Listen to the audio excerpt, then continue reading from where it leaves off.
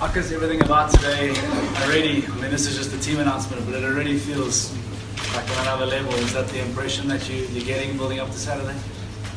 Yeah, I mean, obviously the day for us was normal.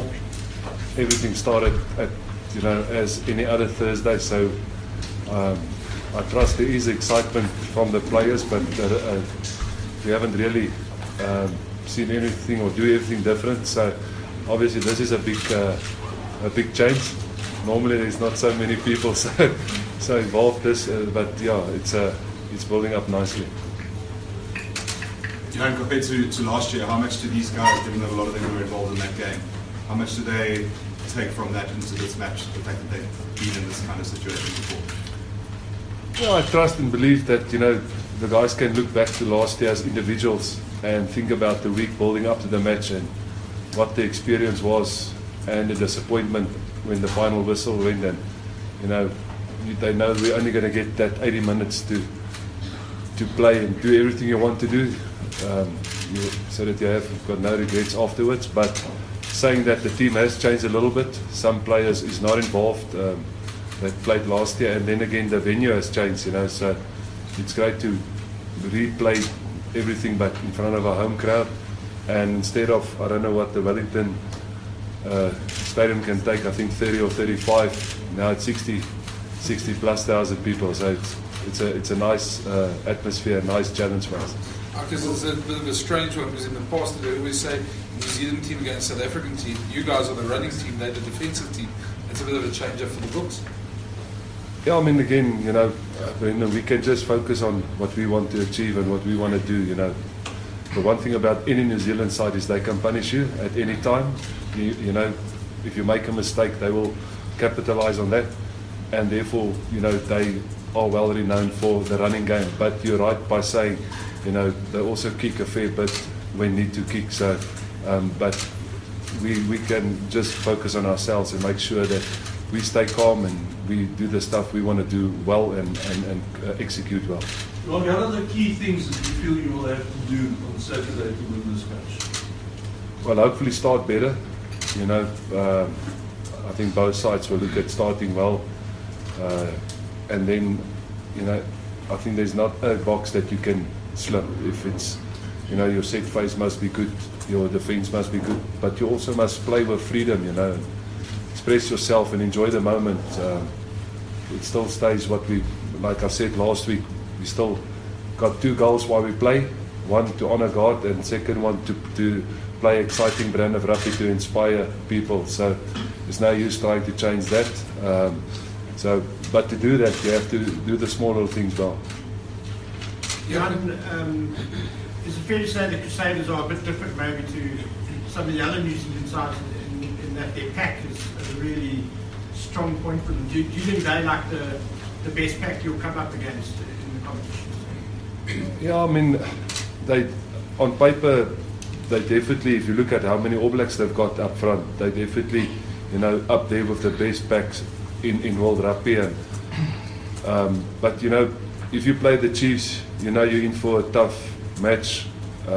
If you play the Hurricanes, the Highlanders pack, in fact, is also a pack that can graft and can work hard, and they've got X factor there. So, but I mean, if you just look at the Crusaders pack, it's definitely a pack that plays a lot together at test level as well.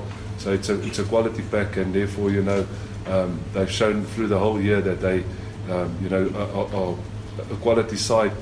But saying that, with the backline that they've got, there's a lot of X factor that you have to contain.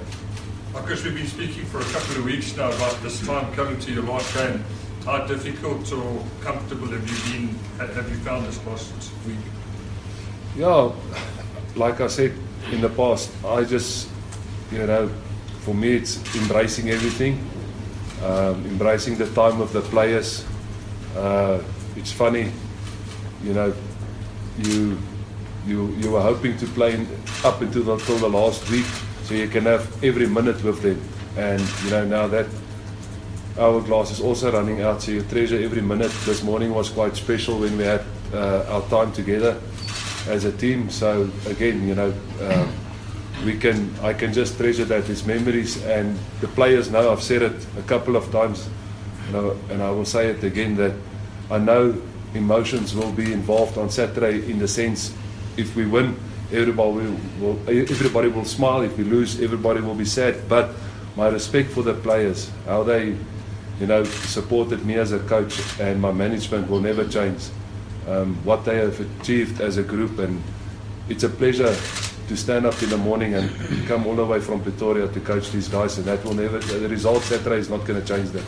Can you tell us in what way was it special? The things that you can say. I mean, obviously some would be. No, it was just a great morning where we prayed for each other and blessed each other. So it was just great. So then, there were a couple of guys like Warren who's missing, and Julian, and those sort of guys who travelled this journey with you. Just a word on those guys and how they've taken, missing out on the final. And I received a message from Willie Brits 2 days ago or yesterday, wishing me well and the team well. And I said to him, Willie, you're just as part of this journey as any of the players, and I still talk about you and your impact that you had, even if you're here for a year. Every player, Skalk van der Merwe, you can go through the list, Warwick Tecklenburg, and then the players you've mentioned, Julian Reelinghuis, he's still involved with the union, he still encouraged the guys. He started a mentor program between the seniors and the juniors. Warren Whiteley has always been, in the team and around the team. Dylan Smith is always there. Howard Manisi is there. They've done a lot of things behind the scenes, taking load off the players, doing a lot of media work. So it's a collective effort. There's really nobody that hasn't played their part, and that's what we always aim for, to have that serving mentality, that serving culture. And I can just honor the team and the management and the administrative people that they all bought in that. It's not just a rugby culture, it's a whole Lions culture. I think personnel-wise, the Lions are so much less than any other union in the country, but yet they can host a test and they can host big games. Yeah, the Steelers come a long way. Do you think the final, whether a victory or defeat, doesn't define your side? No, definitely. I don't believe it defines the side at all. If you look at the journey we've been through the last couple of years, you can't define the side by defining them by one game. I believe you have to look at the last 4 years, the team building, the guys caring for each other, building a brotherhood. It's just that love for each other is it's unbelievable. As Coach said, we prayed together this morning, and it was just amazing how everybody cared for each other. No matter who's going away or who's staying, we still care for them, we still love them, and they will always be part of this brotherhood. How different has it been this week as compared to last year? And how do you guys as players take the emotion out of Saturday's game? Yes, I believe the biggest difference for us is we're at home, so there's no travelling involved, and it's good to be at home, and it's a sellout crowd. And for me personally, I'm loving this weather compared to last year's weather in the final. But yes, as the players are so excited to just embrace this opportunity, to enjoy it, and to be there for each other. I really believe the excitement is there, and yes, it's just you get one shot at it. There's no second chances. Jaco, it's obviously quite a difficult thing stepping into the shoes of a guy like Warren Whiteley, who's captain for most of the year. But how much confidence did you take personally from last weekend as a captain that you guys were in a really tough situation, in a really bad place, and yet you managed to get yourselves out of it? You managed to steer them out of that tough place. Yes, Warren Whiteley has some really big shoes to fill. It's I don't believe I'll ever fill his shoes, and he's an amazing leader and he's an amazing person. But being on the field, it's a different story. You're not on your own on the field, and I've got all these amazing players around me on the field that keeps the group calm, and just to help the captain. I said it earlier in the year as well.